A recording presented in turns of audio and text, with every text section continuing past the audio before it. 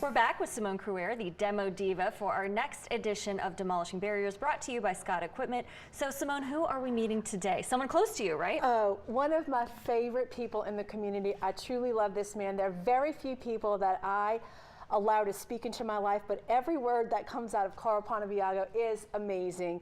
He, in his senior year of high school, kicked out the house and finished the year on friends' sofas, and from that point on, he never went back to higher education, and we're going to hear his story about building an amazing multi-million-dollar business here in New Orleans. Wonderful, and this is really from the ground up, too, so we're so excited to learn more about him and take a look at what he has to offer.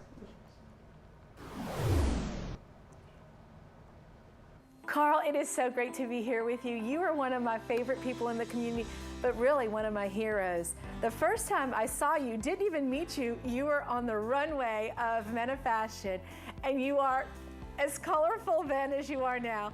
And just getting to know you, you are like a ray of sunshine. A lot of people in the city don't know, those are your praying hands, Hard Rock Construction on the back of all those safety vests.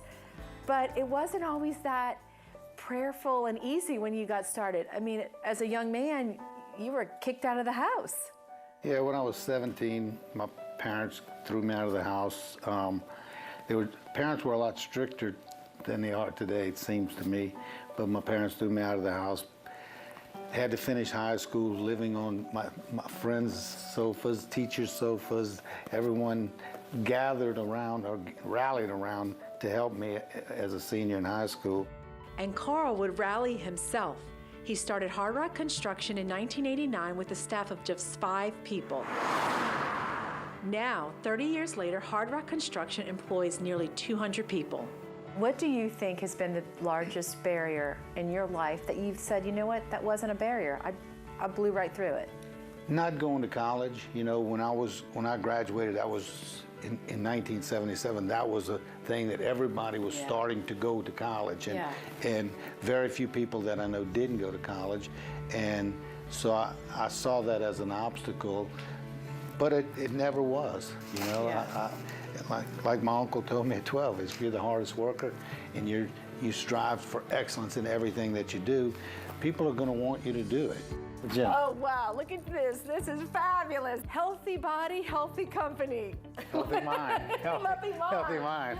In addition to the gym, Hard Rock also provides an on-site trainer each morning for its employees. Carl says he's hoping to pass along the discipline he gained from his days as a bodybuilder. You have to be so dedicated to be a bodybuilder. You got to work out every day. You got to eat the right things, do the right things, all day, every day. But the dedication that it took, I think, helped me along with the business. It gave me an outlet to be able to go to the gym and get results, see results. But nothing has shaped Carl's life more than his faith. This is the thing that I love the most. This board. And this is your inspirational board for the entire company.